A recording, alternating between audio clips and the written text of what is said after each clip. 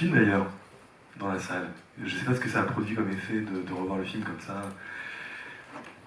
D'abord, c'est une très belle copie. Il n'y a pas... C'est une copie numérique, hein, c'est ça. C'est vraiment C'est restauré par les films de Losange, INT, le CNC. Bah, de tout ce que j'ai fait, ça me fait, je sais pas, je me souviens pas de la plupart des trucs. Je me souviens pas avoir tourné. Oui, si, je me souviens dans des gros traits, mais il y a plein de petits détails, tous des détails que je me souviens pas du tout. Je sais pas, Bulle, ça doit être pareil d'ailleurs. Hein. Et même la cérémonie incroyable avec les babous. Ouais. Il y a pas des souvenirs qui sont revenus en revoyant cette scène incroyable. Ah, ben ça c'est une scène extraordinaire, celle où on nous maquille, c'est la cérémonie du cochon, quoi. Et je me rappelle que, d'ailleurs, à l'époque, je voulais me faire percer le nez, parce que vous avez vu, ils se mettent des os ou des herbes, non, ils se font un trou.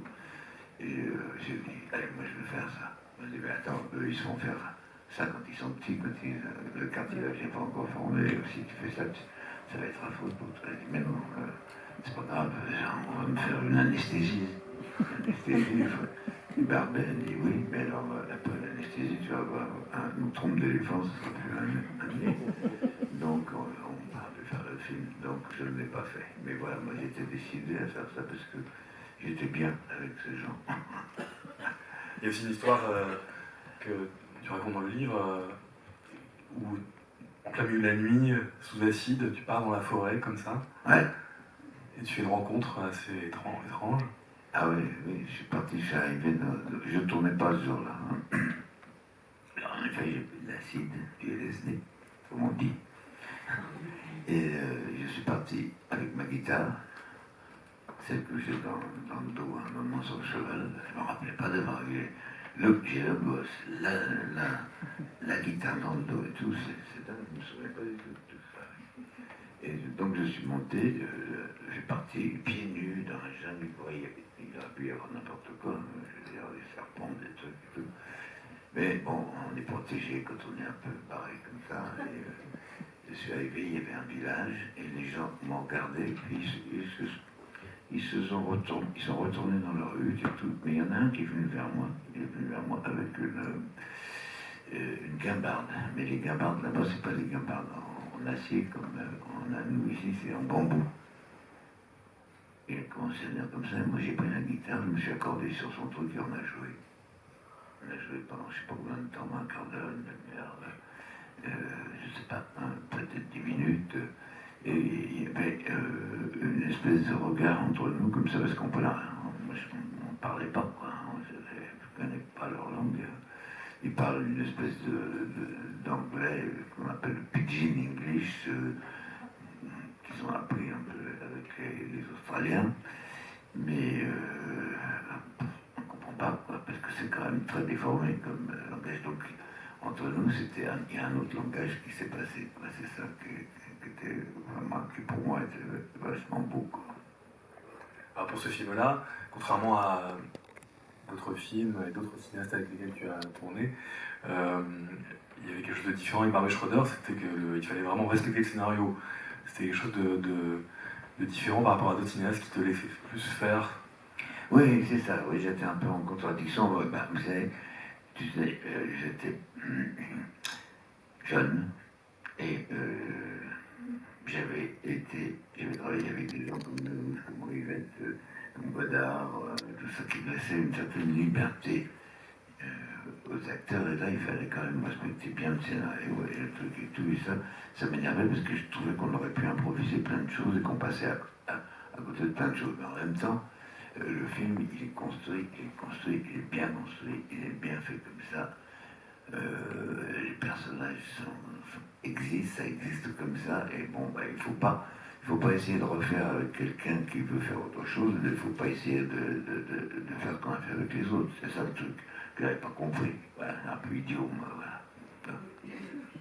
Quelque chose qui je pense, tient à cœur, c'est la volonté de ne pas être un acteur naturaliste. C'est quelque chose qui parcourt toute ta filmographie et tous les films que tu as fait. C'est cette idée de peut-être d'apporter un léger décalage à chaque fois, au personnage que tu incarnes. C'est pas un décalage, c'est de pas. Je n'aime pas imiter la nature, je n'aime pas imiter les gens. J'essaye de sortir les choses de moi, d'être moi dans toutes les situations. Je me dis qu'est-ce que je ferais, comment je réagirais dans telle ou telle situation. Voilà ce que j'essaye de faire. J'essaye pas spécialement de me décaler. J'essaye au contraire d'être bien là, ici, quand on dit ici et maintenant, dans le truc. J'ai été très impressionné quand j'étais jeune par les films de Bresson, de Robert Bresson, qui prend des gens qui ne sont pas des acteurs et il ne les fait pas jouer. Il leur fait juste dire le texte comme ça, que ça passe comme ça. D'ailleurs, on sent que je parle un petit peu comme ça aussi dans le film. Dans le film de Romain Gary, c'est encore plus. Je balance le truc comme ça. Là, je joue quand même un peu, mais enfin, c'est pas que je joue, c'est que j'accepte que le dialogue se passe entre les autres acteurs et moi, quoi. Alors que des fois, j'étais bien pire que ça, quoi. Et il y a une image comme ça dans l'enfance qui est racontée dans le livre. Je me demande si c'est pas là où tu as décidé d'être acteur, c'est quand tu es face à un miroir et que tu dessines des moustaches comme ça sur le visage. Et peut-être c'est là qu'il y a eu le sentiment de vouloir devenir quelqu'un d'autre, en tout cas de jouer les comédies pour le théâtre, pour le cinéma. C'est possible. J'ai jamais réfléchi à ça, mais c'est vrai que mes parents étaient partis, je m'ennuyais, je gardais ma sœur, qui était toute petite, qui avait 11 ans moins que moi.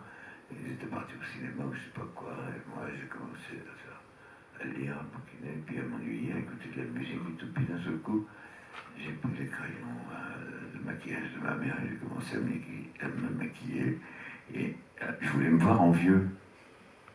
Et donc je me suis maquillé en vieux. Mais comme j'étais maladroit, c'était n'importe quoi. Donc c'était des coups de crayon partout, et tout ça s'est terminé.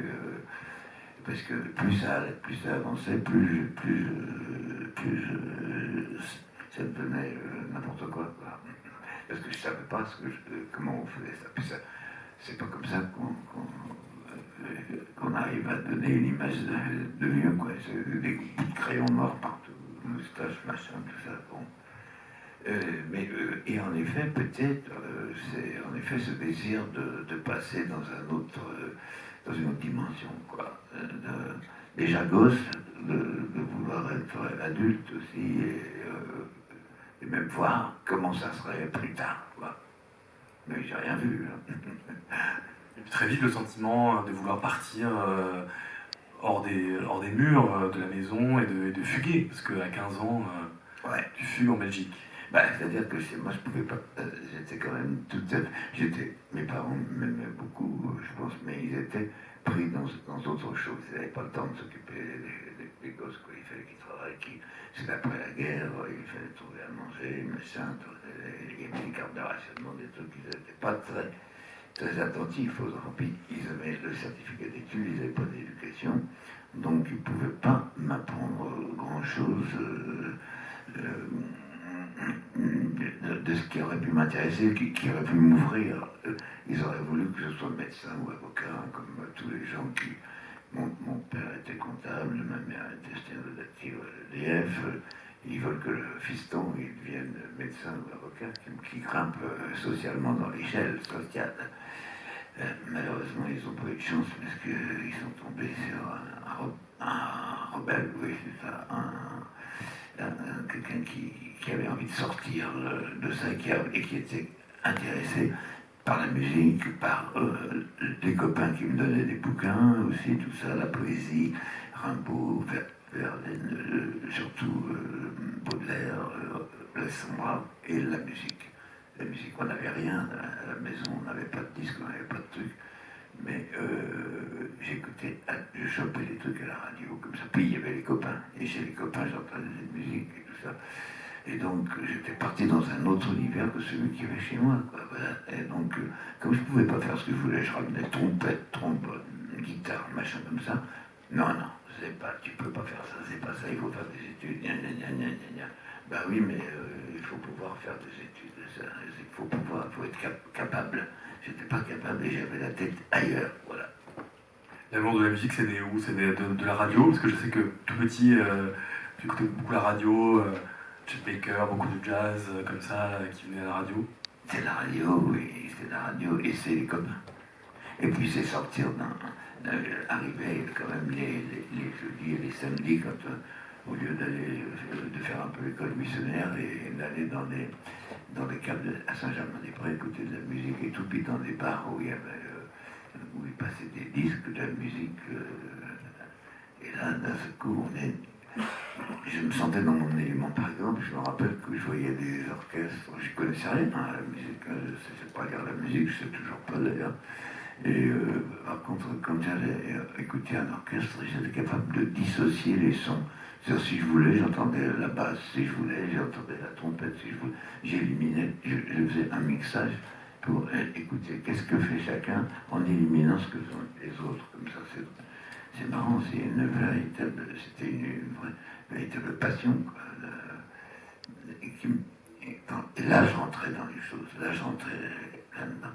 Et après, il y a eu aussi le cinéma. J'ai un ami qui m'a amené beaucoup à la Cinémathèque, justement. J'ai commencé à la Cinémathèque de la rue d'Ulm, après j'ai fait Chaillot, et puis maintenant c'est ici. Mais ce garçon, moi je connaissais rien. Quand j'ai fugué, j'ai quitté l'école, c'était en troisième, hein, j'ai même pas fini le premier trimestre. Et donc ce garçon, après quand je suis rentré dans une école de dessin, plus tard, après avoir fugué, repris par la police, les centres de délinquants, machin comme ça, on m'a mis dans une école de dessin. Et là, je suis tombé sur un copain qui, lui, adorait le cinéma et qui m'a emmené voir tout à la Cinémathèque et dans les cinémas d'art et d'essai. Et là, évidemment, même si je ne comprenais rien, parce que il faut avoir des bases un peu pour comprendre ce qu'il y a derrière les images, mais je recevais ces images au moins, la beauté des images, la force de Eisenstein, de Wells, de Buñuel, je sais pas, de tous ces grands cinéastes, Nicolas Ray, Elia Kazan, Raoul Walsh, Tom Ford, et les films nord-américains et les films français aussi, avec les grands acteurs, Jules Berry, Jouvet, Carrette, Larletti, Pierre Brasseur, tous ces gens. D'un seul coup, ça vous sort de chez vous, quoi. Ça me sortait de chez moi, et ça m'a amené dans un endroit que je ne pensais pas d'ailleurs pouvoir fréquenter un jour. Hein. Je n'avais pas encore de trucs. C'est par hasard que les choses se sont faites pour moi, par hasard totalement. Évidemment, puisqu'on parle de la Cinémathèque aussi, on peut reparler de cet épisode de février 68 pour la défense d'Henri Langlois, les manifestations devant Chaillot, scène de la vie réelle, reprise par Bertolucci dans Dreamers, dans Innocent, où là, bien des années après, avec Jean-Pierre Léaud, tous les deux vous rejouez cette séquence de la vie, de distribuer des tracts et de lire un texte. Bah oui, c'est-à-dire que Malraux voulait virer Langlois de la Cinémathèque, et Godard était très contre, et beaucoup de gens étaient très contre, et moi j'étais très contre aussi. Donc, mais enfin, moi j'étais un suiveur, hein, j'étais pas un décideur, tandis que Godard était un décideur, et j'avais tourné dans son film, dans un week-end, et il aimait ma voix, il m'a fait faire des textes de Maldoror, des chants de Maldoror. Ça c'est énorme, quand on n'a pas de culture, bon, c'est... Bon, bref, peu importe. Il a écrit un texte contre Malraux. Il m'a fait monter sur une statue devant le Trocadéro, là où le Pape Chaillot, il y avait Jean Villard et tout ça, le TNP. Et il m'a fait monter sur une statue, et devant tout le monde, il m'a fait déclamer son texte comme ça. Et à ce moment-là, les flics ont chargé, ils ont embarqué Godard. Moi, j'ai réussi à me débiner.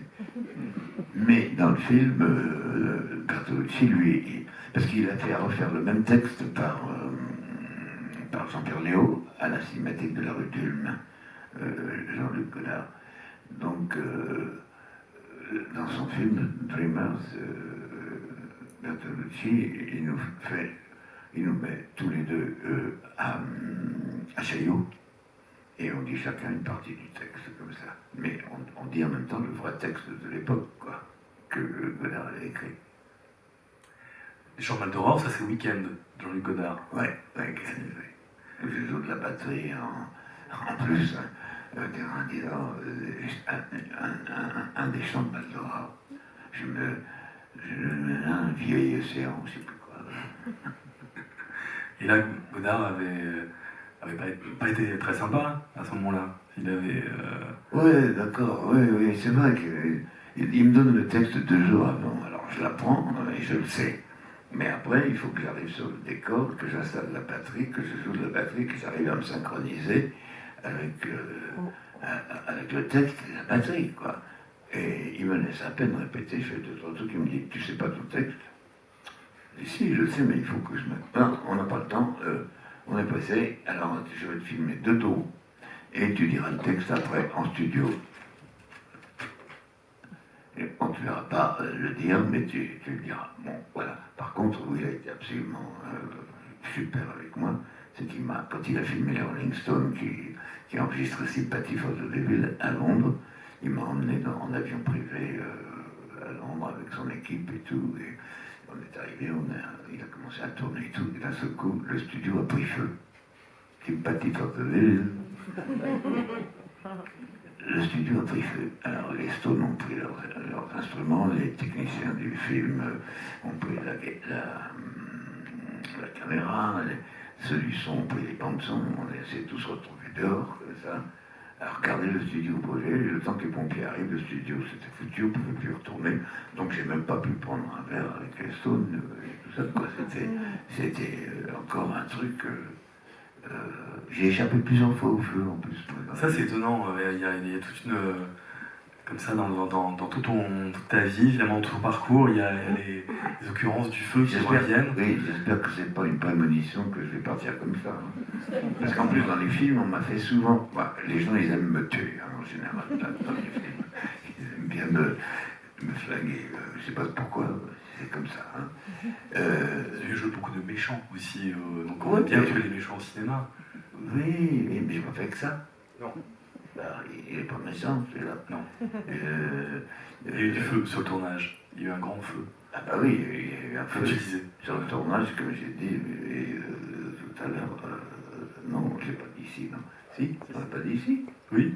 J'ai dit avant le film. Oui. Ah bon, d'accord, je ne me rappelle plus. Je ne pourrais jamais être acteur, je n'ai pas de mémoire. Et je suis souvent parti en flammes. C'est peut-être parce que je dégage de la chaleur, hein, je ne sais pas.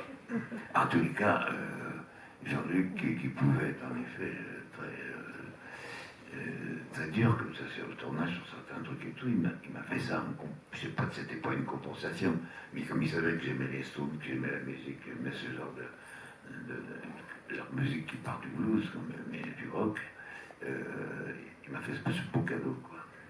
Oui, c'était incroyable. C'est vrai que tu racontes dans les mémoires ce moment où tu vois les Stones en studio. Ouais, en studio. Ouais. Et c'est vrai qu'il y a eu beaucoup de rencontres comme ça au cours de ta vie avec des musiciens. Et voilà, et on a vu aussi mercredi dernier que tu savais mettre le feu à une salle en étant métaphoriquement. Enfin, le feu le feu du rocker. Dans le cœur, pas le feu. Non. Pas besoin des pompiers, là. Voilà. Moi, je me suis demandé si la musique, comme ça, t'avait aidé aussi dans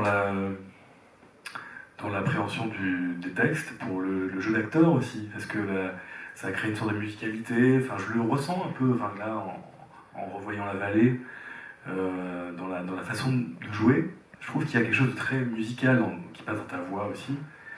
Mais je me suis demandé si tu en étais conscient. Je suis assez inconscient de ça, non, je suis assez inconscient de ça. J'ai pas travaillé ma voix. Les gens, quand j'ai commencé dans ce métier, les gens ont aimé ma voix et je ne l'avais pas travaillée. Et je me suis dit une chose, attention, faut pas la travailler, puisqu'ils l'aiment comme ça. Si tu te mets à la travailler, tu vas devenir la comédie sans phrase. Un truc comme ça, quoi. Non, restons normal, puisqu'on on aime ça. Alors par contre, ce que j'ai fait, après, j'ai enregistré pas mal de voix de pub et tout ça, et puis j'ai enregistré pas mal de chansons, de trucs. Et là, je me suis rendu compte que ma diction, la diction, non, pas la façon de parler, mais la diction était un peu molle. Et donc, quand je réécoutais ce que j'avais fait, dans une pub, au bout d'une chanson, moi-même, je ne comprenais pas ce que j'avais dit. Donc, à partir de ce moment-là, ça m'a appris la précision. Voilà. La précision, même sans en avoir l'air, hein, sans articuler comme ça pour faire. Mais il faut quand même arriver à se faire comprendre. C'est un métier qui est fait pour communiquer quelque chose à ceux qui écoutent ou à ceux qui regardent. Leur donner le maximum, quoi. Est-ce qu'il y a des cinéastes qui ont voulu diriger cette voix, qui ont demandé à ce que tu aies un travail ou non? Non. Non, je ne sais pas pourquoi les gens ont aimé ma voix. Ben, alors bon, moi je ne m'en rends pas très bien compte de ce qu'elle est ma voix. Ma voix, c'est ma voix, je l'ai toujours entendue, et en même temps, je ne l'entends pas de l'extérieur, à moins que, sauf quand je regarde un film, mais c'est comme ça, mais je ne sais pas. En plus, quand on voit un film, quand on voit un truc qu'on a fait, on a toujours envie de refaire. Parce qu'on dit, ah, pourquoi je l'ai fait comme ça, pourquoi j'ai fait ça comme ça, on ne se rappelle pas dans quel état on était où on a tourné. Donc, si une fois que c'est figé comme ça sur l'écran, au théâtre, c'est très différent. Au théâtre, tous les jours, on peut changer un peu, on peut conduire le truc de l'intérieur un peu différemment, mais au cinéma, ça y est, c'est fixé, c'est comme ça. Et, ah bah, qu'est-ce qui a dit ça? C'est au cinéma, je crois que c'est Jouvet, au cinéma, mais au théâtre, on joue, au cinéma, on a joué. C'est Jouvet qui disait ça, ou c'est Godard, ou c'est qui? Non, c'est possible que ça soit Jouvet, oui. C'est Jouvet, je crois. C'est magnifique, ça. C'est magnifique. Au cinéma, on a joué. Voilà, et c'est ça. Et on ne peut plus rien y changer. Alors que des fois, on aimerait bien, on se dit, ah, j'avais pas vu que c'était comme ça qu'il fallait le faire et tout. Bon, alors, en plus, je vais dire une chose, c'est que si on le refaisait, on vous donne l'occasion de le refaire, de retourner la scène et tout. Et bien, quand vous le regarderez après, 15 jours après, ou un an après, vous direz, ah bah non, je vois encore autre chose. Donc, c'est comme ça, c'est parti, c'est lâché, quoi. C'est donné. On ne revient pas en arrière, on ne refait pas un film, quoi. Et la danse, parce que la danse, tu étais danseur à tes débuts, oui. Folies Bergère, un petit peu, mais quand même, est-ce que ça a aidé après est-ce que ça a été une expérience fondatrice Je ne sais pas. Pour appréhender après Non, j'ai fait un peu de danse moderne avec parce que dans mes pérégrinations à droite à gauche, machin comme ça, j'ai zigzagué vraiment dans la vie. J'ai suivi mon instinct. Alors, un coup j'allais là, un coup je faisais les dessins, un coup je faisais la danse moderne, pas la danse classique après. Et j'ai terminé ma carrière de danseur aux Folies Bergères, mais ça a été mes premiers sous. J'ai travaillé 5 mois aux Folies Bergères dans une revue où j'étais pas eu. Et ça a été mes premiers sous, et j'ai pu alors essayer d'aller au cours du Lin, prendre quelques leçons. Mais ça ne m'a pas servi à grand chose. J'avais déjà joué avant sans avoir pris aucune leçon. Et on me donnait des scènes à travailler, mais j'arrivais pas à lire la pièce. Alors je disais juste la scène. Et donc je savais pas d'où venaient les personnages, je savais pas où ils allaient. Alors, donc c'est complètement arbitraire ce que je faisais. C'était n'importe quoi. Mais j'ai aussi appris à passer devant un public exigeant. Avant, j'avais fait du théâtre d'amateur, des trucs comme ça. Tandis que là, c'est un public exigeant. Les élèves d'un cours, puis il y avait dans ce cours, il y avait qui donnait les cours, c'était George Wilson, Alain Cuny, Jean Villard, Jean-Pierre Darras, voilà, des gens qui étaient des pointures, quoi. Donc, voilà, on apprend à se libérer au moins, voilà, à se libérer, à pouvoir vaincre le trac et le truc et y aller. Puis voilà, moi j'étais un peu inconscient. Alors voilà, j'y allais comme ça. Allez, vas-y mon gars. De toute façon, tu risques rien. ça va pas te tuer. Donc, essaye. Voilà, c'est ça. Essaye. Alors, avant le cinéma, il y a une partie importante de théâtre, parce que tu as créé une compagnie, Théâtre 15, et puis après, il y a eu notamment une pièce importante qui a été Dommage que ce soit une putain. Oui. D'ailleurs, alors que je vais faire une émission qui s'appelle Une nuit sur France Culture, une nuit entière. Ah oui, oui. Et Alban Perananda et... non, je ne sais pas exactement son nom. C'est ça, Perananda. Je sais pas. Bon, bref, peu importe. Elle a retrouvé des émissions avec Alain Cuny. 6 émissions. Et j'ai appris qu'Alain Cuny avait joué aussi Dommage que ce soit une putain. Et puis, parce que c'était toi la mise en scène de cette pièce, c'était Oui. 1 an avant Visconti et Delon au théâtre. Et Romy Schneider. Et Romy Schneider, bien sûr. Mm. Et c'est ce que tu racontes en tout cas dans tes mémoires, c'est en voyant cette mise en scène que Philippe Léotard a eu envie de devenir acteur. Oui, c'est ce qu'il m'a dit un jour. Il m'a dit, il était professeur à l'époque, hein, professeur de lettres ou quelque chose comme ça. Non, tu sais pas ça? Non. Oui, il était professeur en tous les cas. Il était professeur de lettres. Et quand il a vu la pièce que j'ai montée, il dit, ah mais, j'étais plus jeune que lui, il est plus jeune que moi, il fait ça. Et c'est ça que je veux faire. Et il est parti là-dedans. Et il s'y est perdu d'ailleurs un peu. Moi aussi, je me suis perdu beaucoup à certains moments. Mais j'ai une bonne constitution et je m'en suis sorti. Et comment s'est faite la bascule du coup entre le théâtre et le cinéma? Qu'est-ce qui fait qu'un beau jour... Bah, il fait qu'un beau jour, un agent t'envoie c'est des metteurs en scène, tout ça, tu arrives, ça marche pas, on vous rappellera, puis tu dis, oh, ils ne me rappelleront jamais, tu laisses des photos, et puis un jour, il y en a un qui retrouve une photo dans le tiroir, 1 an après, ou 2 ans, et il t'appelle, et ça commence, et ça part comme ça. Voilà. C'est des choses, ça a l'air improbable comme ça. Mes parents n'avaient rien à voir avec ce milieu, j'avais aucune aide de personne. C'est parti comme ça, les gens. Moi, j'étais pas vraiment non plus un acteur, j'ai toujours été moi. Je pourrais jamais être un comédien, quoi. C'est-à-dire quelqu'un qui interprète des rôles, des trucs comme ça. Ça, c'est pas tout à fait mon truc. J'ai fait ça au hasard, au petit bonheur, quoi. Je me suis autorisé à faire ce métier et à le faire à ma manière. Comme je disais tout à l'heure, j'aime bien faire ce que je veux. En liberté à chaque fois.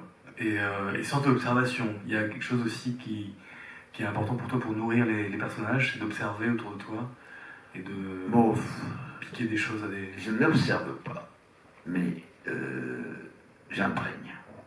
Je ne suis pas un voyeur, je ne suis pas quelqu'un qui va comment dire, oh, je vais copier sur ce qu'il fait celui-là, machin et tout, dans la vie, comment il marche et tout. Non, je ne suis pas du tout comme ça.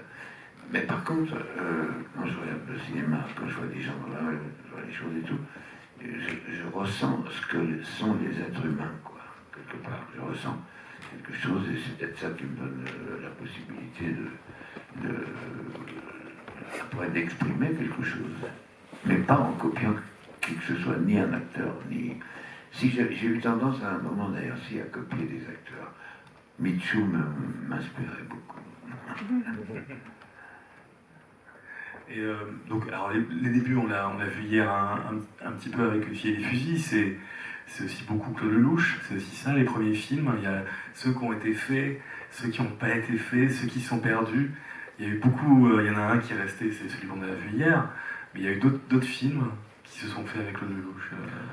Oui, de toute façon, avant Lelouch, j'avais tourné avec un cinéaste, c'est un film qui tient debout, il n'était pas encore dans le film érotique, c'était José Benazeraf, avec un film qui s'appelait Le Concerto de la peur ou La drogue du vice.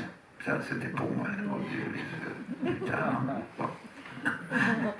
Mais ça, c'est ça. Ah, bon. Et chef opérateur Edmond Richard, qui venait de faire le procès avec Orson Welles, c'est pas n'importe quoi, et la musique de Chet Baker. Et j'avais un très beau rôle d'un gangster qui lisait Macbeth. Et alors après, en plus, j'ai joué Macbeth au théâtre avec Emmanuel Riva comme Lady Macbeth. Et aussi, justement, revenons à Cuny. Cuny a joué aussi Macbeth au TNP avec Maria Cazares. Et Villard aussi a joué ce personnage. Mais bon, j'ai pris quelques cours avec Cuny. Enfin, je n'ai pas pris quelques cours, j'ai passé des scènes devant Cuny. C'est quand même très impressionnant. Puis un jour, j'ai tourné avec lui dans un film, dans La chanson de Roland. Et là, il nous voyait avec des amis en train de fumer des pétards. Il a voulu goûter. Alors on lui a dit d'accord, on veut bien. On lui a faire goûter. Voilà. Donc on lui a roulé un pétard, et tout, on a fumé avec lui. À ce moment-là, il n'avait jamais fumé de sa vie, il n'avalait pas le fumer. Donc ça ne pouvait rien lui faire. Donc il a abandonné tout de suite. Donc après, donc, je reviens un petit peu donc, à Lelouch, enfin, notamment un film qu'on ne peut plus voir, qui s'appelle Les Grands Moments. Les Grands Moments, ouais. Parce qu'il a été très content de l'équipe qu'il avait réunie dans Une fille et des fusils, et il a voulu refaire un autre film derrière, avec nous, la même équipe, Pierre Barou, Amidou, Jacques Portet, moi et Janine Magnon. On a tourné le film, et après je ne sais pas ce qui s'est passé, il l'a monté ou il ne l'a pas monté, je ne sais pas. Puis après il a tourné Un homme et une femme, et il a pensé que peut-être c'était pas assez bien de faire ce film, ou peut-être le film était raté, je ne sais pas. En tous les cas, il paraît qu'il l'a détruit, et il a fait Un homme et une femme, et avec le succès qu'on connaît, quoi. Il a été... il a eu les Oscars, hein, je crois qu'il a eu les Oscars pour... La Palme d'Or. Et la Palme d'Or à Cannes. Il a eu les Oscars aussi ou pas? Non, je sais pas. Je sais pas, est-ce que quelqu'un sait? Oui, oui. Oscar, le petit canard. Et puis c'est vrai que vous êtes retrouvés après dans plusieurs films, puisqu'il y a eu Le Bon et les Méchants, Ouais. Les uns et les autres. Les uns et les autres. C'est des apparitions aussi, notamment dans Cité à refaire. Oui, c'est vraiment une apparition là pour le coup. Les apparitions, ça, dans Le Bon et les Méchants, c'était quand même un rôle plus marquant. Quoi. Oui. Je jouais Henri Lafont, c'est-à-dire le chef de la Gestapo française, un Français qui s'était enrôlé et qui était un voyou, qui avait trouvé une manière de se recycler avec les Allemands, et en engageant et en faisant sortir de tôle tous ses copains voyous comme ça pour faire une espèce de milice, quoi, de milice qui travaillait pour les Allemands, quoi. C'est pas un rôle. Ouais.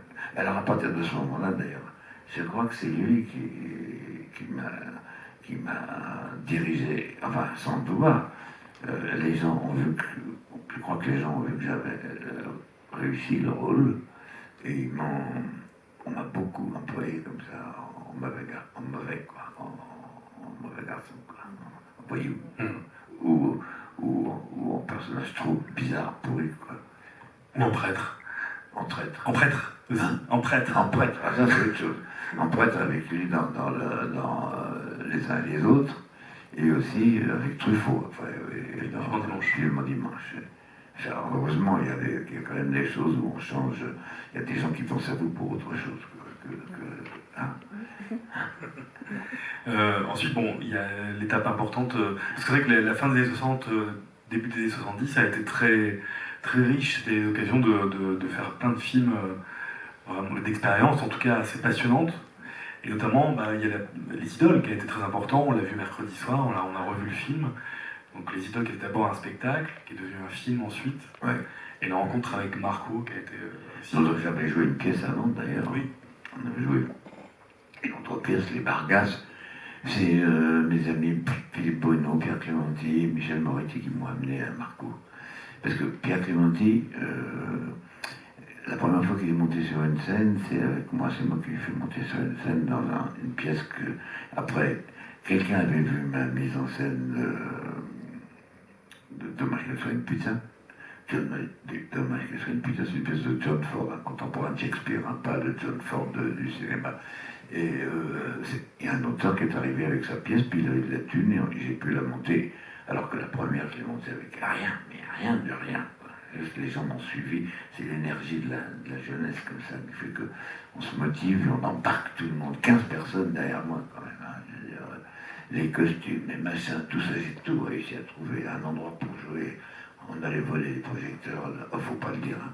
On allait voler les projecteurs dans les théâtres pour les mettre dans les arbres, dans les jardins du centre américain. Quoi. Et c'est le bricolage John. Et donc l'expérience après... Ah oui, je parlais de Pierre.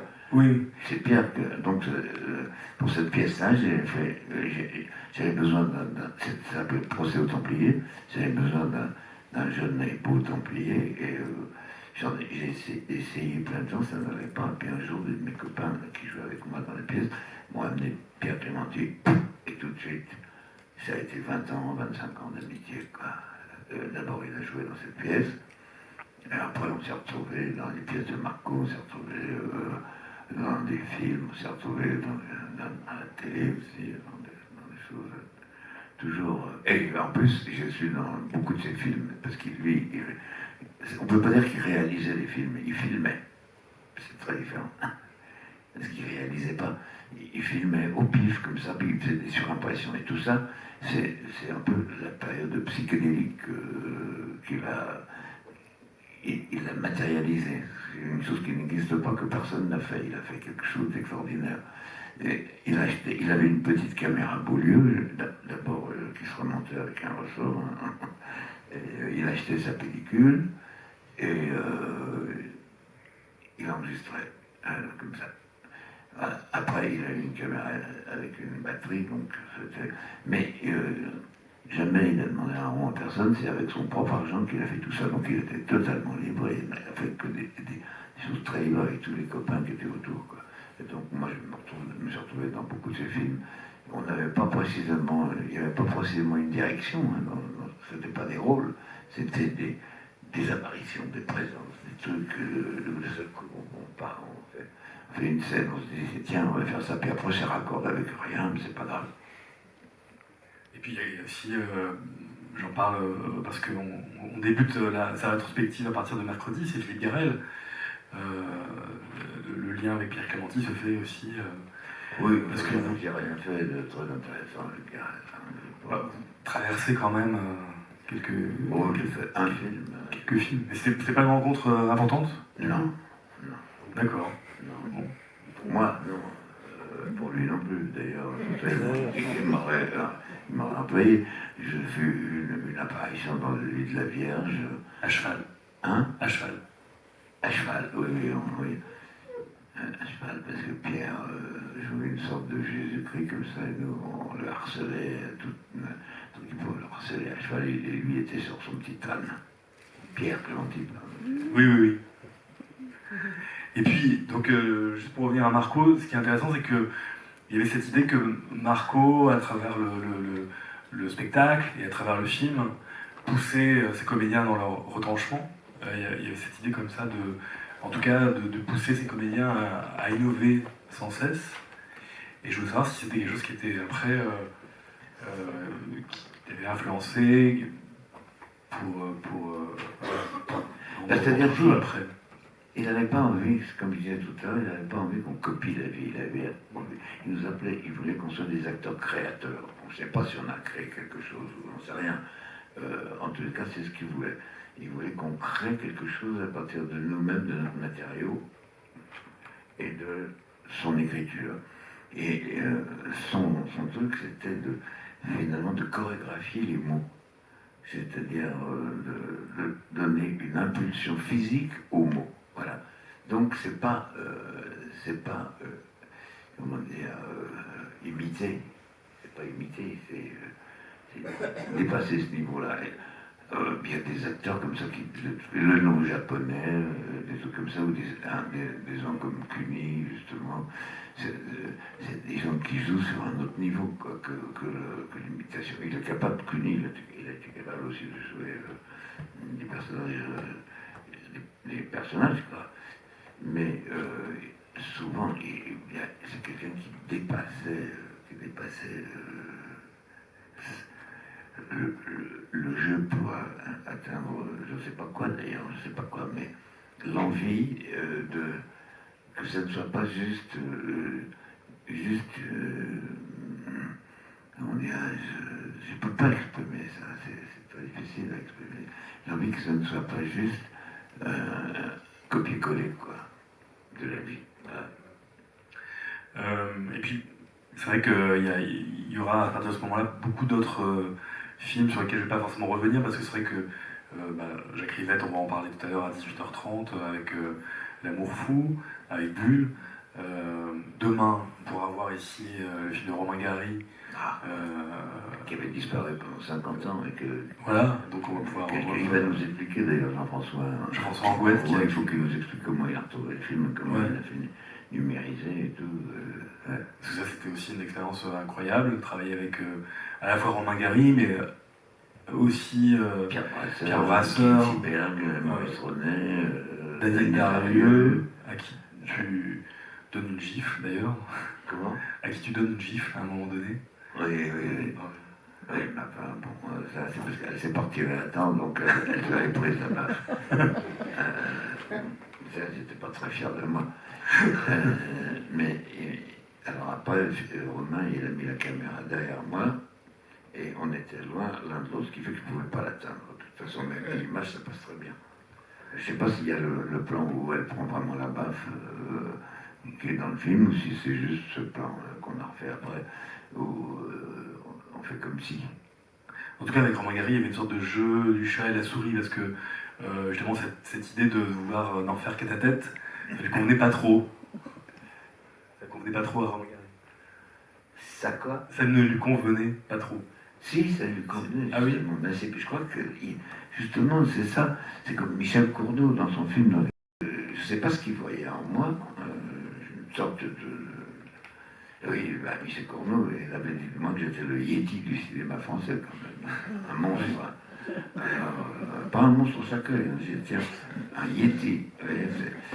Et je crois que.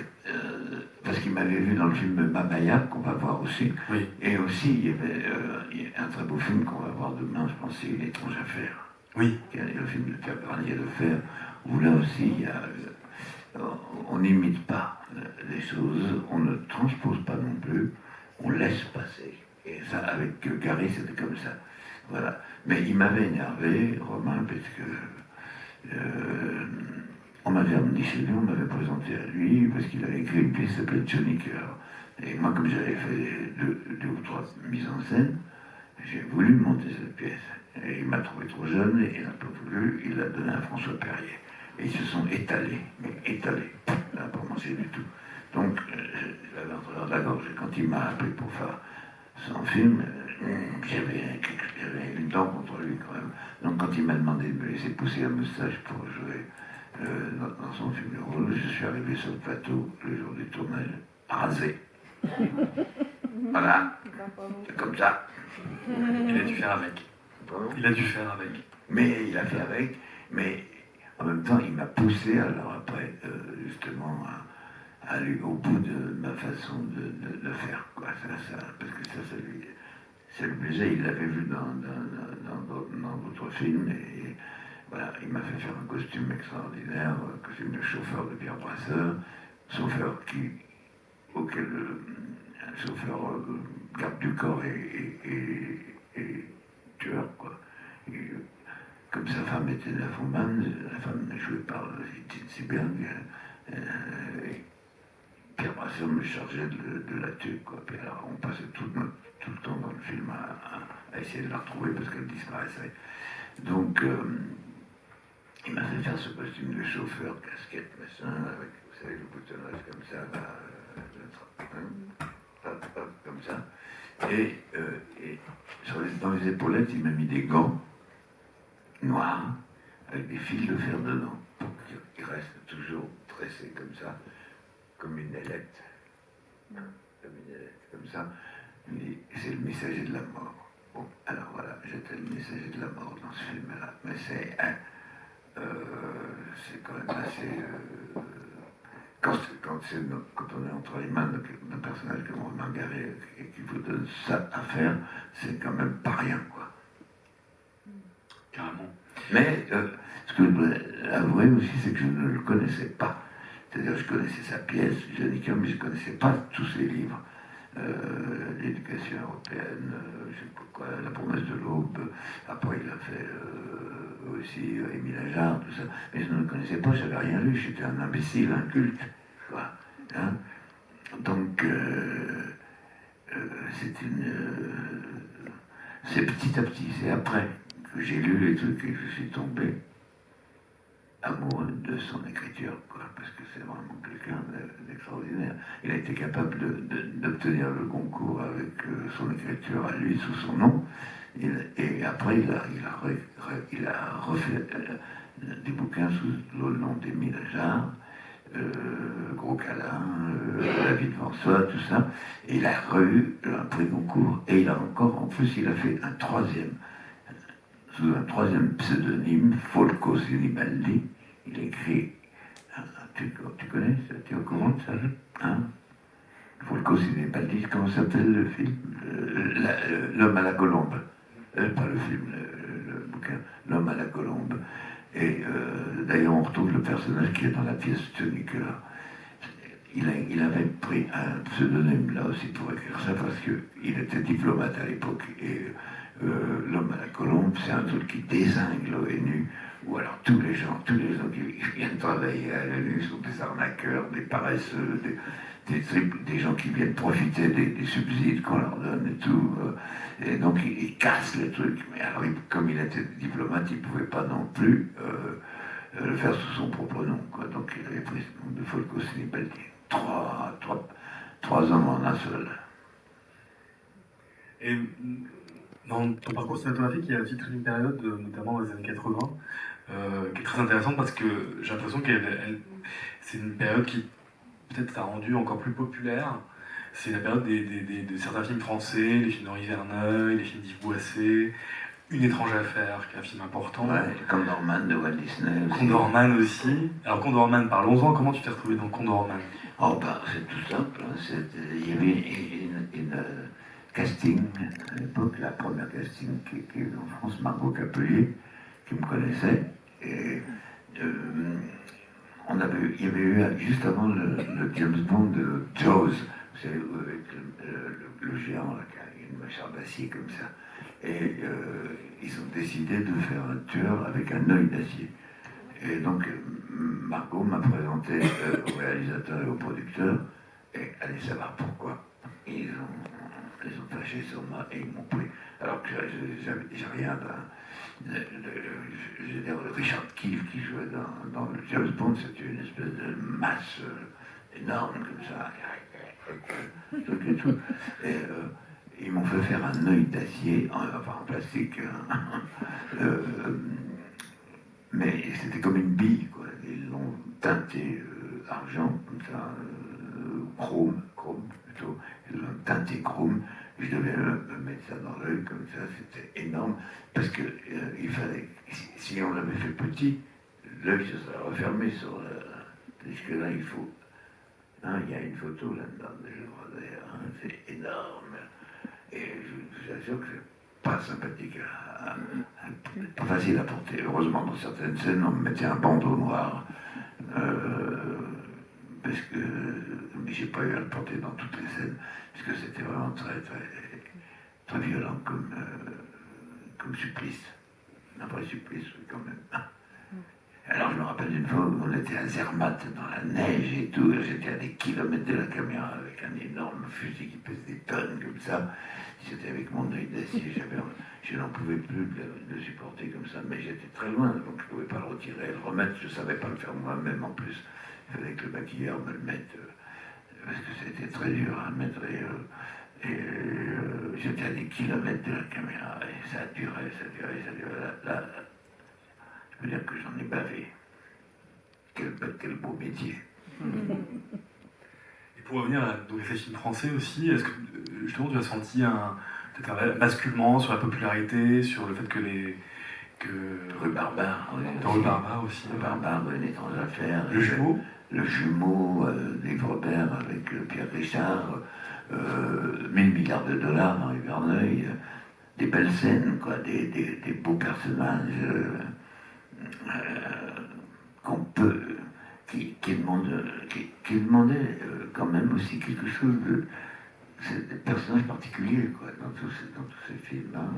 Dans Les Étranges Affaires, c'est vraiment un drôle de personnage louche. Hein. Très ambigu, très louche. Ouais, louche.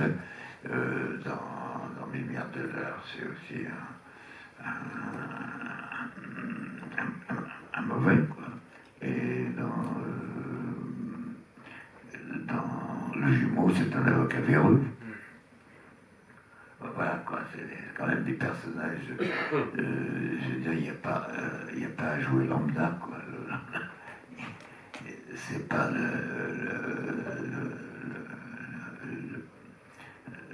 le banquier ou je sais pas quoi. J'ai jamais trop voulu. C'est pour ça aussi, quand j'étais jeune, je voulais pas jouer de flic, parce que comme j'ai été en tôle et que j'ai été naissant de délinquant, je ne voulais pas jouer les flics. Le seul flic que j'ai joué, c'est avec Claude Chabrol dans Le Cri du Hibou. Mais aussi, il faut dire que le seul flic, il était barré, hein, quand même. Et spécial. Comment tu avais composé ce flic? Comment tu avais composé ce personnage? Je compose pas. Oui, c'est ce que tu disais tout à l'heure, d'une certaine manière. Mais comment vous avez... Parce qu'on me donne un texte, je l'apprends. Moi, j'aime savoir des trucs au rasoir. Parce que si on veut... enfin, pour moi, c'est comme ça que j'envisage les choses. Hein, si on veut... à moins qu'on vous donne un texte au dernier moment, comme avec Lelouch et tout ça, ou avec Godard, ou avec Rivette. Avec Rivette, c'est même encore autre chose. Avec Rivette, on écrivait le texte avec Bulle et les autres comédiens, on écrivait le texte le matin. Ils nous disaient, voilà, il y avait au départ dans L'Amour fou, il y a 7 pages, quoi. Il n'y a pas un scénario comme ça, il y a 7 pages, et ce ne sont que des séquences. Et alors, aujourd'hui, on arrive, c'est telle séquence et tout, qu'est-ce que vous diriez dans cette situation? Et donc, on écrivait le truc, on l'apprenait, et après, on me sortait. Là, j'ai perdu en route, qu'est-ce que je disais, de quoi on parlait? Non, on parlait du Cri du Hibou. Ah oui. Le Cri du Hibou. C'est notre méthode, c'est pas du tout la méthode Rivette, justement. C'était. Ah oui, non, là c'est un texte écrit, il faut l'apprendre et tout, mais justement quand c'est très. Ah oui, là c'est ça. Quand c'est très écrit, on a intérêt à l'apprendre pour pouvoir l'oublier, pour pouvoir passer au-dessus, pour pouvoir vivre avec, pour le faire vivre. Il faut bien savoir le truc pour passer au-dessus de. Et aussi, on est aidé par un metteur en scène comme ça. Chabrol n'est pas quelqu'un qui vous dirige, mais par exemple, je me rappelle qu'il y a une scène que j'aime beaucoup. J'arrive devant Malavoie, je suis un commissaire de police. Je rentre dans un bistrot. Lui, il y a une table, j'arrive jusqu'à sa table, il y a d'autres tables là, comme ça. Je me mets à lui parler. Et à un moment, Claude Chabrol me dit retourne-toi et avec ta main tu continues à regarder Malavoie et sans te retourner, juste c'est ton bras qui part derrière et qui va chercher le paquet de madeleine qu'il y a dans le truc derrière. Ce qui veut dire une chose comme ça. Ce qui veut dire que c'est un flic. C'est-à-dire à peine il est rentré dans un endroit, il a tout repéré. C'est pour ça que quand il peut se retourner, prendre le machin derrière dans son dos, sans regarder, parce que... Et donc là, Claude Chabrol me donne une clé, quoi. C'est ça, le personnage, il est là, il n'y a pas besoin de jouer. C'est... il faut faire, voilà. Moi, ce que j'aime, c'est ça, c'est faire. C'est tout, c'est pas jouer, c'est faire. Prendre un texte et se l'approprier, et puis faire, après faire avec. Et souvent faire aussi ce qui n'a pas été déjà fait, c'est-à-dire que... j'ai l'impression que tu es bien encore aujourd'hui, dans les films que tu fais, avoir ce goût du défi, de faire des personnages que tu n'as pas encore fait, ou se donner des défis à travers un rôle. Ah oui, il y a eu, par exemple aussi, dans Les Salopards, c'est Total Western. Oui, c'est assez du lourd, ça. Hein. Oui. Et aussi dans Rôle Barbare, c'est un rocker, junkie, macro, enfin bon, sympa, quoi. Oui, on a ce genre de personnage, et puis à l'inverse, on a par exemple, il y a quelques années, ce sentiment de l'été, où... oui, je suis un travesti. Un travesti, ouais. Enfin, pas un travesti d'ailleurs. un homme qui travaille, il tient un hôtel dans la journée, comme ça, et le soir, quand il sort, il se travestit en femme. J'ai connu quelqu'un qui était comme ça, d'ailleurs. Dans la journée, c'était un homme, et le soir, quand il recevait chez lui, il faisait des dîners et tout, c'était une femme. C'est intéressant à faire. C'est un beau personnage aussi, ce rôle-là, ce sentiment de l'été. Ça m'a beaucoup amusé, bien sûr. Bon, j'ai joué une pièce où j'ai dansé en tutu aussi. Comment, quoi? Protester? Non, Love, Valor and Compassion. Love, Valor and Compassion. Il y a un moment où on est 7 mecs en tutu comme ça et on danse sur la musique de Tchaïkovski, quand même, hein, excusez-moi. Bon, c'est pas un ballet extraordinaire à faire, mais voilà. Et j'ai travaillé aussi dernièrement avec Jean-Claude Gallotin, avec mademoiselle Georgia, là, et j'ai fait une petite danse avec elle, il m'a fait danser avec elle. Bon, c'était très simple, ce que j'avais à faire, c'était surtout elle qui menait le couple, quoi. Mais voilà, ça fait partie des choses qui sont très amusantes à faire. Et en ce moment, je vais tourner un court-métrage avec celui qui a fait Panthéon Discount, que vous verrez. Demain C'est demain, oui, c'est demain. Je crois, oui. C'est dimanche demain. Oui, oui. C'est ça. Bon, ça n'a pas changé, après le samedi, c'est toujours dimanche. A priori, oui. A priori, t'es pas sûr non plus. Ah ben, on sait jamais. Oui, c'est vrai. Il nous change tout maintenant, alors c'est comme ça. Et donc, avec Stéphane Caston, j'ai fait ce film Panthéon Discount, 15 minutes.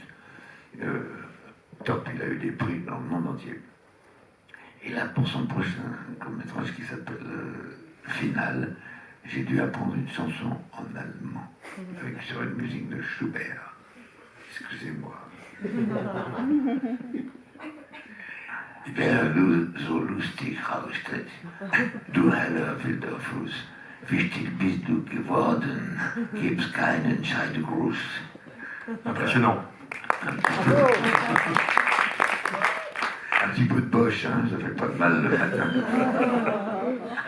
Et puis, il y a peut-être terminé par ça, il y a une dimension quand même importante, pareil, que tu évoques dans le livre, pour les films un peu plus contemporains aussi, c'est que beaucoup de cinéastes femmes, de réalisatrices t'ont fait tourner ces dernières années. Je pense à Patricia Mazui, je pense à Catherine Corsini. Ah oui, alors là, d'un seul coup, je me retrouve en Louis XIV, dans le film. Voilà, dans Saint-Cyr. Dans Saint-Cyr, oui, avec Isabelle Huppert, Madame de Maintenon. Oui, Viviane Candas, j'ai fait 3 films avec elle, ou 2, je ne sais plus. Qui d'autre? C'est ça qui va me le dire. Alors, il faudrait que je retrouve la liste. Mais en tout cas, voilà, qu'est-ce que c'est ce sentiment d'avoir un regard comme ça féminin sur ton travail? Est-ce que ça d'avoir un dialogue avec des réalisatrices, est-ce que ça change quelque chose, ou est-ce que ça... Non. Non, le tout c'est d'essayer de réussir ce qu'on est en train de faire. Que ce soit avec un homme, une femme, avec un travesti, un trans, un homo ou pas, je veux dire, c'est pareil. Le problème, c'est qu'il n'y a pas de problème d'ailleurs. La question, c'est comment faire pour réussir le challenge du rôle qu'on vous propose. Voilà. Et ça, comment faire pour se glisser dans la tête de celui qui réalise l'histoire. Parce que le truc, il est là, dans ce métier, c'est la beauté de ça, c'est si on rentre dans l'univers de quelqu'un. J'ai fait combien de films? C'est toi qui sais. 160. Avec la télé, hein. J'ai pas fait 160 films. Non, avec la télé. Avec la télé, oui. Et donc, j'ai quand même beaucoup d'idées, plus les pièces de théâtre, plus la musique, les groupes de rock et tout ça. Donc, j'ai pas chômé, quoi. Est-ce qu'il faut pas être un petit peu caméléon? Caméléon, je sais pas, mais certainement. Mais je ne suis pas conscient de ça. Moi, je prends un truc et je me l'approprie. Et alors après, si c'est caméléon, si c'est rouge, si c'est vert, c'est machin, oui, j'essaye de changer de couleur comme les caméléons, oui, de m'adapter comme un caméléon, c'est vrai, de m'adapter à l'environnement. Oui, tu as raison là-dessus, il y a quand même un côté très caméléon là-dedans. Oui. On essaye de rentrer dans l'univers, dans la tête, dans le cœur de la personne qui vous demande de jouer, enfin, ou d'interpréter, ou d'être un personnage. Très bien. Alors, on peut, je pense, terminer cette discussion et te retrouver à la librairie pour cette signature. Je rappelle le livre Tout va bien maman, qui est sorti, je crois, il y a un an. Oui, ça, hein. Il s'appelle Tout va bien maman parce que j'ai fugué chez mes parents et que ma mère pensait que j'allais finir Clodo. Je vais finir peut-être Clodo, quoi. C'est pas fini. Là. Mais en tous les cas, je me suis quand même sorti. J'aurais pu faire mieux, hein, parce que je suis quand même très, je veux dire, un peu dissipé dans tout. Je fais un truc, après on fait un autre, mais ça va. J'aurais pu faire une carrière, j'aurais pu être carriériste, je ne l'ai pas été parce que ça ne m'intéressait pas de toute façon. Déjà. Mais j'aurais pu faire mieux, j'ai refusé pas mal de films, et ça c'est un truc d'imbécile que je suis. Voilà. Parce que c'était avec des gens très importants et très bien. Des fois, il y en a beaucoup là, de films refusés, de films pas faits, oui. Qui sont cités dans le livre. Il y a un très beau film qui passera aussi demain soir, c'est le film de Djurka Medveski, qui était le mari de Bernadette Lafont. Le film s'appelle Paul, et c'est absolument... Comme il était sculpteur et peintre, et dessinateur, plus que peintre d'ailleurs, il a un œil graphique extraordinaire, et le film est totalement... chaque scène est un tableau, quoi. Chaque scène est un tableau, c'est en noir et blanc en plus. Ouais. Comme Vivement Dimanche, qui est en noir et blanc aussi. C'est très beau. Moi j'aime beaucoup le noir et blanc. Ouais. Et Panthéon Visconti était en noir et blanc aussi. Ouais. Donc on terminera d'ailleurs donc, du coup, cette journée marathon et cette. Avec Panthéon Visconti qui passe avant Paul. C'est ça, demain soir. Voilà. Demain soir, c'est une grosse journée avec 4 films. Voilà. Et on salue peut-être quelqu'un qui était dans la salle, je sais pas, mais qui a aidé pour ce livre, c'est Philippe Rège. Il n'est pas là, non, il est parti, il est venu, il a assisté à 2-3 projections, il a assisté aux Idoles et hier à Une fille et des fusils, mais il devait rentrer à Chamalières où il habite avec Giscard d'Estaing. Non. À côté de chez Giscard d'Estaing. Ils ne sont pas paxés tous les deux. Il était venu avec sa compagne Evelyne. Pas Evelyne Giscard d'Estaing, Evelyne Rège. Très bien. Bon, merci Jean-Pierre. Merci à toi. Merci à vous.